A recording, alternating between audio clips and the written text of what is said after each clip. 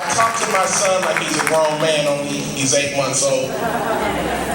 But I wanted to tell him something in front of y'all. This is one of the places where Daddy grew up in the spirit.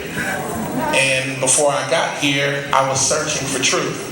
One day you will have the mic. One day you will have the mic. Now that I have a son in the earth, I know that my legacy is established. And this mic is no longer a mic, it's a baton. One day I'm going to pass it off. And I want him to know he's always welcome in the presence of the Lord, and he's always going to have access to me no matter what I do or where I go. But I want him to know, as you said, Bishop, there were a number of places that have asked me to come and be a part of their service. And one was in New York, and I'm sure you're familiar with Hillsong Church.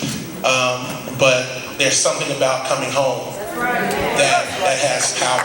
And as I was sitting there, the Lord spoke something to me that I'm going to say to you all, and I'm saying to my son, you better focus, boy. I beat you in this church. I'm crazy. You want a belt? My Methodist kids like, oh my gosh, Mommy, he's going to spank it. Because they get time out. We got knocked out.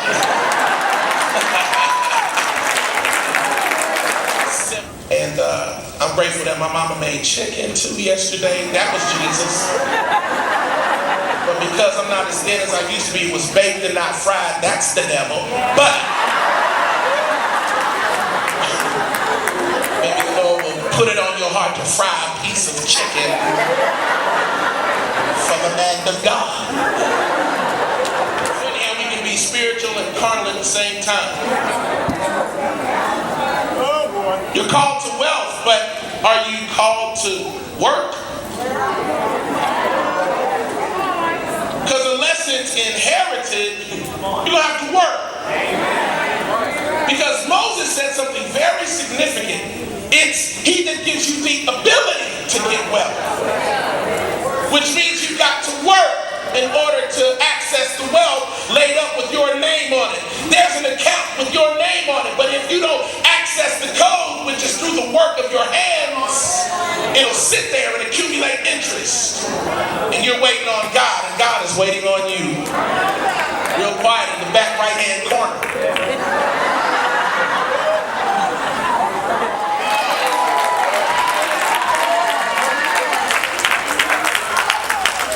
It says that he saw Jesus from afar and he ran and he worshiped him. But watch the next thing. He cried out with a loud voice and said, what have I to do with you, Jesus, Son of the Most High God? I implore you by God that you do not torment me. Well, whoa. What just happened? You were worshiping and immediately, what have I to do with you? You come to torment me. But one moment before, I worship. I need you. What am I to do? It's the battle between the flesh and the spirit.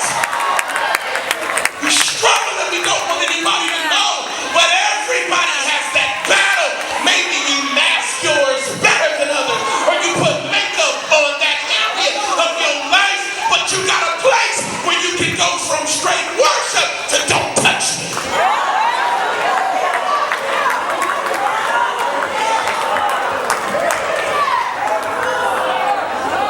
Everybody in here has a place we don't want on the big screen.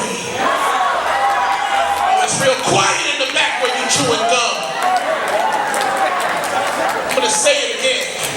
Everybody in here with all your shouting, all your Jesus, you got a part in the movie that you would love to delete. Fast forward, if we started playing the movie of your life, you'd be trying to tear up every DVD player in here.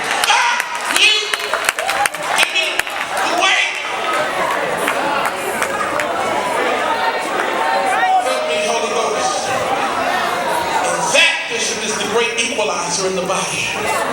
We have nothing but honor and love and humility for one another, for we know what it is he delivered us from.